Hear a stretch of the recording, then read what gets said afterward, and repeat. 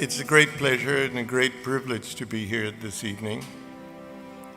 A little overwhelming, if I might say so, and I'm overwhelmed.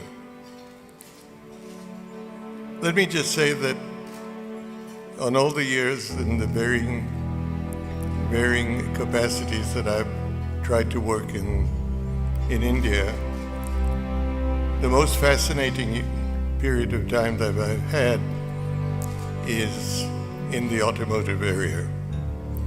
The automobile business is truly an emotive and a tremendously rewarding business. It has more excitement than any other business I've been involved in. And the greatest pleasure I've had is trying to do something that everybody says could not be done. I'll just share perhaps a moment in time which I will always cherish. I decided that India could produce its own car. Everybody, my friends overseas in the automobile business, said that this couldn't be done. We had to go through a collaboration to get know-how, get technology. But we undertook to produce this car. It was called the Indica, and we produced it in India, totally of Indian content. As we got close to putting it in the market,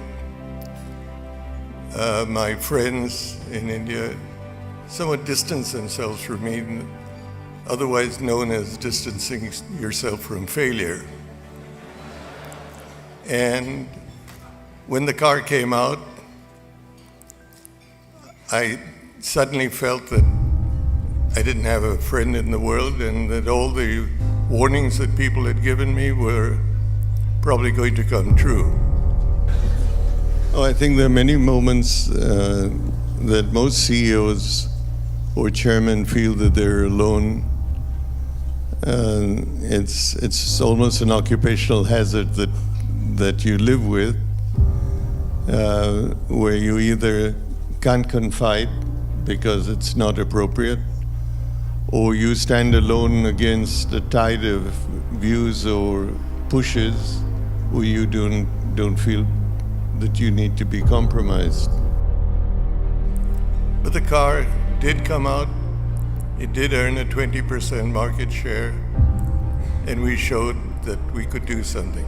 Throughout the time I've been involved in business, there hasn't been anything that has equaled the excitement, the reward, and the exhilaration that the car industry has provided and can provide.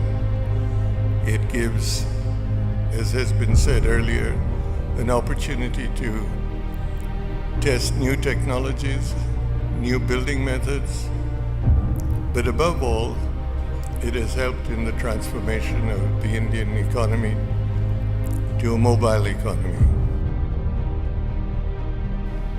Before I sit down, I just thought I'd share with you the experience I had with Jaguar Land Rover when we bought it. We bought it, and that's too long a story, when Ford decided to sell. And my friends sort of distanced themselves from me by saying, "What are you going to do with this?" Quite frankly, I didn't know. And that refrain changed from "what are you going to do with this" to "how stupid could you be to buy this?" So eventually,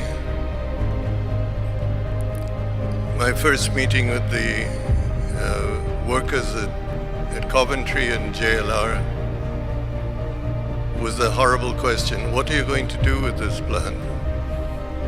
Are we going to close down some of the plants that we have? We're hardly using the capacity. And I just had no way to say that I knew what we were going to do. So finally, I stood up and said, why don't we do this? Why don't we shoulder to shoulder recreate the image that these two brands had and reignite the power of those two brands? I'm pleased to say that I did nothing more.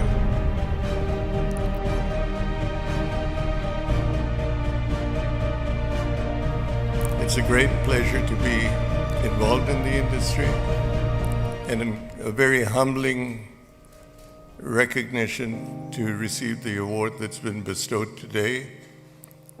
I owe this to my colleagues in the company who have transformed this business, and I would like to thank the Automotive News who put together this award, and to say how much I cherish being included in the Hall of Fame.